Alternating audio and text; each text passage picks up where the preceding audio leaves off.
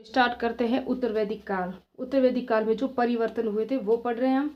इसके अंदर हम पढ़ेंगे आज सामाजिक जीवन पढ़ेंगे, जो क्या क्या परिवर्तन हुआ, परिवार, गोत्र, वर्ण व्यवस्था, स्थान क्या था उत्तर वैदिक काल में आर्यों का स्थान क्या था, आश्रम व्यवस्था, स्त्रियों की स्थिति, शिक्षा, पुरुषार्थ, पंचमहायज्ञ, त्रिऋण, विवाह के प्रकार और 16 संस्कार। जितने भी पॉइंट है ना ये सब डिस्कस करूंगी मैं आपको।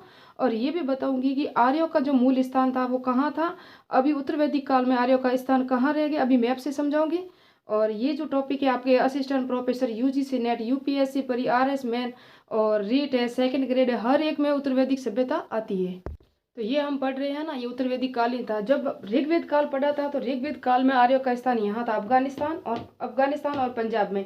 ये क्षेत्र सप्त सिंधु प्रदेश कहलाता था, यहाँ स्थान था। अब यहाँ युद्ध होने लगे, लड़ाइयाँ होने लगी तो आर्यों का विस्तार हो गया और ये यहाँ से यहाँ आने लगे। यहाँ कुरुक्षेत्र और गंगा यमुना, यानी कि उत्तर वैदिक काल में आर्यों का स्थान ये था। कौन सा था? मध्य देश, जिसे कुरुक्षेत्र और गंगा यमुना का क्षेत्र यहाँ बना दिया इन्होंने, अपना स्थान बना दिया। किन्होंने? आर्यों ने अपना स्थान यहाँ बना दिया। और इसको क्या कहते हैं? गंगा यमुना का दोआब क्षेत्र मैंने कह दिया है। और ये ब्रह्मश्री देश भी इसको कहा जाता है। जबकि शतपथ ब्राह्मण है ना, शतपथ ब्राह्मण में कहा गया है कि आर्यों का जो स्थान था पूरे भारत में बताया गया उन्होंने। कहाँ से? विद्यन जो विंध्याचल पर्वत श्रेणी है ना, यहाँ से लगा के हिमालय तक, और ये जो पूर्वी बंगाल है और ये पश्चिम अरब सागर, यहाँ तक पूरा का पूरा इन्होंने शतपथ ब्राह्मण में आर्यों का जो क्षेत्र या विस्तार का वर्णन किया था, शतपथ ब्राह्मण में वर्णन किया हुआ है। तो ये हमने देखा आर्यों का जो विस्तार था, ये अभी देखा हमने। और ये जो मध्य देश है ना, मध्य देश, इसको राजबली पांडे थे ना, उन्होंने कहा था कि मध्य देश के निवासी थे आर्य, और ये उत्तर वैदिक काल में थे, ऋग्वेद काल में यहाँ थे। इससे पहले ये ईरान और यहाँ पर थे, यहाँ से यहाँ आए, यहाँ से यहाँ आए, और ये धीरे धीरे पूरे भारत में रह जाएंगे। लेकिन वैदिक काल और उत्तर वैदिक काल में आर्य दक्षिणी भारत में नहीं जाएंगे। लेकिन जब संगम युग आएगा ना, संगम युग, वहाँ जब अगस्त्य ऋषि होंगे ना, अगस्त्य ऋषि उत्तर भारत से दक्षिणी भारत में आर्य की एक शाखा ले जाएंगे। किसकी? आर्यों की एक शाखा दक्षिणी भारत में ले जाएंगे। कौन? अगस्त्य ऋषि। तो ये पूरा मैंने इसका स्थिति और विस्तार बता दिया। कहाँ कहाँ विस्तार हुआ इन्होंने, इनका कुरुक्षेत्र और दोआब क्षेत्र से लगा के इनका विस्तार है ना, यहाँ तक था। गंडक नदी है ना बिहार में, यहाँ तक था, गंडक नदी तक पूरा, यानी कि ये पूरा आ गया, ये पूरा का पूरा आर्यों का देश था। लेकिन दक्षिणी भारत में वैदिक सभ्यता में ये नहीं गए थे। ये जब दक्षिणी भारत में जाएंगे, ये अगस्त्य ऋषि द्वारा संगम युग में जाएंगे। परिवार का बता दूं तो उत्तर वैदिक काल में कोई इतना परिवर्तन नहीं हुआ। जो व्यवस्था ऋग्वेद काल में थी, जैसे कि पितृसत्तात्मक परिवार थे, और ऋग्वेद काल में स्त्रियों की स्थिति सुधार में थी। लेकिन उत्तर वैदिक काल में जब हम स्त्रियों की स्थिति देखेंगे तब पूरा पढ़ेंगे। और गृहपति होता था, परिवार का मुखिया होता था।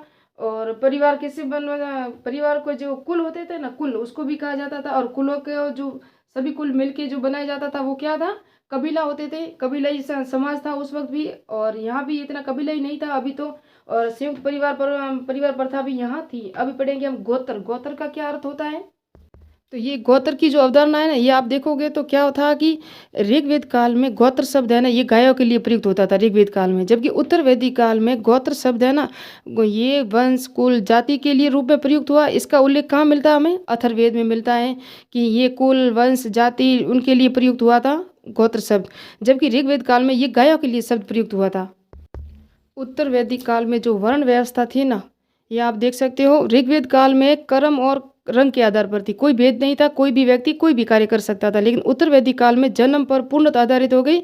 इस कार्य विभाजन का वर्णन हमें ऐत्रेयन ब्राह्मण में मिलता है। किसमें मिलता है? ऐत्रेयन ब्राह्मण में मिलता है। और ये पूर्णतः जन्म आधारित हो गई थी उत्तर वैदिक कालीन वर्ण व्यवस्था। तो ऐत्रेयन ब्राह्मण में कार्य विभाजन क्या मिलता है वो पूरा डिटेल से मैं अभी बताती हूँ आपको। तो ऐत्रेयन ब्राह्मण में जो कार्य विभाजन था वो कहाँ दिया हुआ है, ये सब देख सकते हो। किस किस को दिया हुआ था? ब्राह्मण, क्षत्रिय, वैश्य, ये 4 वर्ण थे, आप देख सकते हो। और तीनों का कार्य विभाजन, 4 वर्ण थे, 4 का विभाजन दिया हुआ है यहाँ, ब्राह्मण, क्षत्रिय, वैश्य, और ये आप देख सकते हो पूरा मैंने बता दिया है। और इसके बाद वो है शूद्र। तो ब्राह्मण हम, ये तो हमें पता है, शिक्षा देना, शिक्षा लेना। और ये क्या था? ब्राह्मण क्या करते थे? यज्ञ कराना, दान लेना, सब किसका काम था? ब्राह्मणों का। क्षत्रिय का क्या था? रक्षा करना। जबकि वैश्य है ना, इन सब में वैश्य बड़े यानी कि इम्पोर्टेंट है, क्योंकि वैश्य सभी काम करते थे। क्या क्या करते थे? कृषि, पशुपालन और ये सब व्यापार भी वैसे ही करते थे। और शूद्र क्या करते थे? सेवा करना। और शूद्रों को उपनयन का अधिकार नहीं था। उपनयन संस्कार उसमें शूद्र नहीं थे। शूद्र का वर्णन कहाँ मिलता है? ये परीक्षा फर्स्ट ग्रेड 2018 में आया था, 10वें मंडल में। ऋग्वेदिक काल में 10 मंडलों का मैंने पूरा वर्णन पढ़ाया है। वहाँ 10वें मंडल में शूद्र का वर्णन मिलता है, वर्ण व्यवस्था का वर्णन मिलता है। जहाँ एक बताया था आपको, झांगों से किसकी उत्पत्ति हुई है, मुख से किसकी उत्पत्ति हुई है, वो सिर्फ बेसिक व्यवस्था थी। लेकिन यहाँ आके ये स्थायी हो गई थी। जो परंपराओं ने स्थायी बेसिक रूप था ऋग्वेदिक काल में, वो स्थायी होने लगी थी धीरे धीरे उत्तर वैदिक काल में। और आगे बढ़ते बढ़ते देखो, लोहे का परिमाण होगा ना, जब लोहे का जो विकास हो जाएगा और लोहे की जो परिवर्तन होगा, जो लोहा युग होगा, तो बहुत बड़े और परिवर्तन हो जाएंगे इस युग में। फिर महाजनपद काल, तो आपको पता है महाजनपद काल होगा ना, वो द्वितीय नगरीकरण का काल हो जाएगा।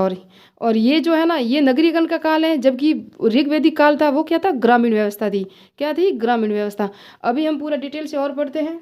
2 शब्द और इम्पोर्टेंट है, याद रखना। एक तो द्विज, एक अनस्य बलिकृत और एक अनस्यास याज्ञ। अनस्य याज्ञ जो शब्द है ना, ये शब्द है, और ये शब्द ये शतपथ ब्राह्मण में दिए हुए हैं दोनों शब्द।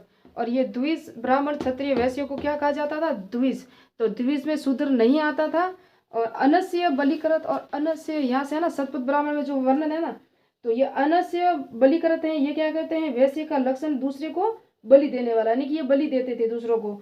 और भोजन का जो दूसरों के द्वारा भोजन या उपयोग में आने वाले, यानी कि दूसरों के द्वारा ये उपयोग में आते थे, यानी कि दूसरों के लिए भोजन ही तो तैयार करते थे, पशुपालन वगैरह। पशुपालन है, व्यापार है, क्या बलि भी यही देते थे, क्योंकि सारा सारा जो कार्य था ना, कर भी यही देते थे। क्षत्रिय ब्राह्मणों सबको कर भी यही देते थे। ये तो सिर्फ सेवा करते थे और ये रक्षा करते थे। तो इस तरह से था। तो सब बाहर लगभग था। तो हम देखे उत्तर वैदिक काल में किस पर था? वैश्य जाति पर था, वैश्य वर्ण पर था।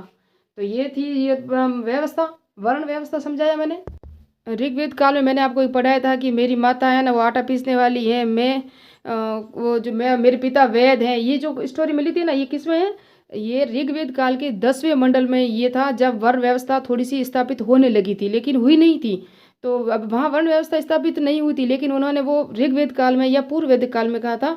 उत्तर वैदिक काल में तो वर्ण व्यवस्था स्थापित हो चुकी थी। जन्म के आधार पर, जहाँ जन्म होगा, जो काम उसके पिता, पैतृक कह सकते हो, क्योंकि जो जिसके पिता कार्य करते थे, वंशानुगत हो गई थी, वही आप कर सकते हो। जो चुनार का जो काम है वो आप कर रहे हो तो आपके पापा कर रहे हैं तो आप भी करोगे।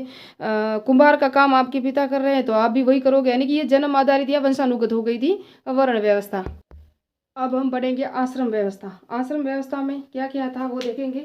इतनी देर हमने पढ़ा था वर्णाश्रम, वर्ण व्यवस्था, सॉरी। अब हम पढ़ेंगे आश्रम में जो 4 आश्रम थे ना, गृहस्थ, ब्रह्मचर्य, वानप्रस्थ आश्रम था, इसका वर्णन कहाँ मिलता है। संन्यास आश्रम का वर्णन हमें कहाँ मिलता है। तीनों आश्रम का वर्णन कहाँ मिलता है, पूरा डिटेल से देखते हैं। तो ये 4 आश्रम मैंने बताया आपको, ब्रह्मचार्य, गृहस्थ, वानप्रस्थ, संन्यास। तो तीनों आश्रमों का जो वर्णन है ना, वो हमें छंदों के उपनिषद में मिलता है। कहाँ मिलता है? छंदों के उपनिषद में। जबकि जो चारों आश्रमों का जो वर्णन है ना, ये जाबोली उपनिषद में मिलता है, चारों आश्रमों का वर्णन, जबकि तीनों आश्रमों का छंदों के उपनिषद में। अब हम देखेंगे इसमें क्या था कि मनुष्य की आयु को 100 वर्ष आका गया, जिसमें 25 साल तक आप शिक्षा ग्रहण करोगे, 25 साल तक आप अपना गृहस्थ जीवन बिताओगे, 25 साल तक आप वन में जाके धार्मिक शिक्षा ग्रहण करोगे, और फिर मोक्ष की प्राप्ति। ये मोक्ष के लिए। अभी इसका पूरा डिटेल से बताऊँ मैं आपको। तो ये देख सकते हो आप, ब्रह्मचर्य में शिक्षा है। सबसे जो सर्वश्रेष्ठ आश्रम है ना, वो गृहस्थ आश्रम है। वानप्रस्थ में सिर्फ धर्म है, इसको धर्म की शिक्षा लेने की, धर्म के प्रति आपका जो हृदय परिवर्तन है। फिर मोक्ष कहाँ प्राप्त होगा? परीक्षा में कई बार आया हुआ कि लास्ट में कौन सा जोड़ा था आश्रम, तो वो संन्यास था। इसका जो अर्थ है या उसकी जो मोक्ष प्राप्ति के लिए कौन सा आश्रम जरूरी है, तो वो कौन सा होगा? मोक्ष प्राप्ति के लिए संन्यास आश्रम है। तो लास्ट में मोक्ष है। लेकिन जो गृहस्थ आश्रम है ना, गृहस्थ आश्रम में पंचमहायज्ञ आएंगे उसी के अंदर, और त्रिऋण आएंगे, 3 ऋण भी आएंगे, पुरुषार्थ 4, धर्म, अर्थ, काम। इसके अंदर गृहस्थ आश्रम में अर्थ और काम ही आएगा, है ना, ये पुरुषार्थ है। और अर्थ और काम इसके अंदर आएगा गृहस्थ आश्रम में। अब हम पढ़ेंगे पुरुषार्थ, पढ़ेंगे या स्त्रियों की स्थिति, जो देखते हैं कौन सा टॉपिक है आगे। यहाँ तक हमने पढ़ लिया है, आश्रम व्यवस्था पढ़ ली हमने, ये भी पढ़ लिया। स्त्रियों की स्थिति देख लेते हैं, फिर शिक्षा, फिर पुरुषार्थ देखेंगे, है ना। अब हम देखेंगे स्त्रियों की स्थिति। स्त्रियों की स्थिति में क्या क्या था? इनकी स्थिति में गिरावट आ गई थी। सभा समिति में इनको प्रवेश से वर्जित, यानी मना कर दिया गया। उपनयन संस्कार में इससे भी इनको वंचित किया गया। अथर्ववेद में पुत्री के जन्म पर खिन्नता प्रकट की गई। ऐत्रेयन ब्राह्मण में पुत्री को कर्पण कहा गया। क्या कहा गया? ये देख सकते हो, ऐत्रेयन ब्राह्मण में पुत्री को कर्पण कहा गया। तथा समस्त दुखों का स्रोत भी माना गया। समस्त दुखों का स्रोत किसको माना गया? पुत्री को माना गया। किसके अंदर? ऐत्रेयन ब्राह्मण में। जबकि आप देखोगे तो वरदारक उपनिषद है ना, इसमें विद्वान पुत्री की कामना के लिए धार्मिक अनुष्ठान का उल्लेख है। किसके अंदर है? ये वरदारक उपनिषद है ना, उसके अंदर, यानी कि हमें विद्वान पुत्री की कामना के लिए धार्मिक अनुष्ठान का उल्लेख वरदारक उपनिषद में, ऐत्रेयन में तो क्या, सॉरी, अथर्ववेद में खिन्नता प्रकट की गई थी, और ऐत्रेयन ब्राह्मण में समस्त दुखों का स्रोत भी पुत्री है। ये सब वर्णन मिलता है। हम पढ़ रहे हैं स्त्रियों की स्थिति में, जो पढ़ रहा पहले बता दिया, अब बढ़ा रही हूँ। ब्राह्मण, शतपथ ब्राह्मण है ना, उसके अंदर विदुषी महिलाओं का वर्णन है। शतपथ ब्राह्मण में गार्गी, मैत्रेयी, जाबाली, गंधर्वी, ग्रहिता, विदुषी महिला को उल्लेख है। और शतपथ ब्राह्मण है ना, उसी के अंदर ही महिला को अर्धांगिनी कहा गया है। पुरुष की जो अर्धांगिनी है उसे किस में कहा गया है? शतपथ ब्राह्मण में, सॉरी। जबकि ये उत्तर वैदिक काल है, जबकि ऋग्वेद काल में जो था ना, वहाँ पुत्रियों का उपनयन संस्कार भी होता था।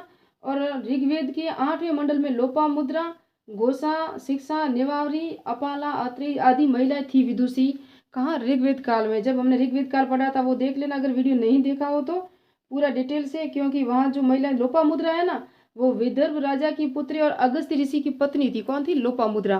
तो वो ऋग्वेद काल या पूर्व वैदिक काल में थी। उत्तर वैदिक काल में शतपथ ब्राह्मण में सबका वर्णन है। जिस तरह मैंने बताया अभी कि जो ऋग्वेद की 8वें मंडल में उत्तर वैदिक काल, ऋग्वेदिक काल और पूर्व वैदिक काल में वर्णन है किनका? स्त्रियों की, जो विदुषी महिलाओं के जो वर्णन है। जबकि यहाँ शतपथ ब्राह्मण में, इतना याद रखना, वहाँ 8वें मंडल में है, यहाँ शतपथ ब्राह्मण में वर्णन है विदुषी महिलाओं का। और वहाँ की महिला याद रखना, लोपामुद्रा है, घोषा है, अपाला है, यहाँ गार्गी, मैत्रेयी, जाबाली है ना। तो 2-4 महिलाओं को याद रखो तो 1-2 को आप काट भी सकोगे। फिर गार्गी है ना, गार्गी राजा जनक के दरबार में था ना, याज्ञवल्क्य के था ना, उनको चुनौती दी थी दरबार में। जो किसने दिया थी? गार्गी ने चुनौती दी थी। गार्गी राजा जनक के दरबार का जो कवि था उसको दी थी चुनौती, विद्वान था, सॉरी। अथर्ववेद में पति के साथ यज्ञ भी कर सकती थी, इसका भी उल्लेख मिलता है। अथर्ववेद में मिलता है कि स्त्रियां पति के साथ यज्ञ में भी बैठती थी, इसका उल्लेख अथर्ववेद में मिलता है। शुक्ल यजुर्वेद में वेश्यावृत्ति का वर्णन मिलता है। किसमें? शुक्ल यजुर्वेद में। अथर्ववेद में विवाह विच्छेद का वर्णन मिलता है, विवाह तोड़ने, जैसे कि तलाक प्रथा। लेकिन जब हम मौर्य काल पढ़ेंगे ना, मौर्य काल में चाणक्य का जो अर्थशास्त्र है, वहाँ हमें तलाक के भी प्रमाण मिलेंगे। और भगवत गीता में स्त्रियों को शूद्र कहा गया। क्या कहा गया? शूद्र कहा गया। तैत्तरीय संहिता में विधवा जो होती थी स्त्री, उसके पुत्र को देदिष्टव कहा गया, देदिष्टव। और अथर्ववेद में सती प्रथा का उल्लेख है। अथर्ववेद में सती प्रथा का उल्लेख है। लेकिन 10 औरतें थी ना, वो 10 बार पुनर्विवाह का उल्लेख भी अथर्ववेद में है। सती प्रथा का जो ऋग्वेद में नहीं है, ऋग्वेद में सती प्रथा नहीं थी, लेकिन उत्तर वैदिक काल में सती प्रथा के उल्लेख अथर्ववेद में मिलते हैं। और औरतें थी वो 10 बार पुनर्विवाह का कर सकती थी, ऐसा उल्लेख भी अथर्ववेद में मिलता है। ये सामज्या क्या है? सामज्या उत्तर वैदिक काल में जो जन सामान्य समूह होते थे ना, वो एक होकर खेल कूद मनोरंजन करते थे, इस प्रकार के उत्सव को सामज्या कहा गया है। जो सब सामान्य एक होकर जो खेल कूद है, रथ दौड़ जो भी होता था, उसे, जो भी उत्सव होता था या त्यौहार होता था, उसे सामज्या कहा गया है। उत्तर वैदिक काल में ये परिवर्तन हुए थे।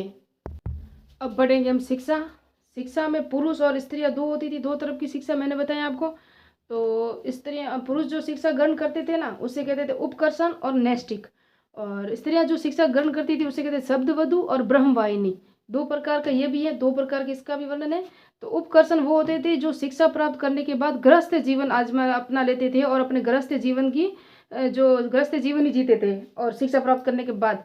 और नैष्टिक वो होते थे जो शिक्षा प्राप्त करने के बाद आजीवन शिक्षा ग्रहण करते रहते थे और दूसरों को शिक्षा देते रहते थे और कुछ शिक्षा लेते भी रहते थे।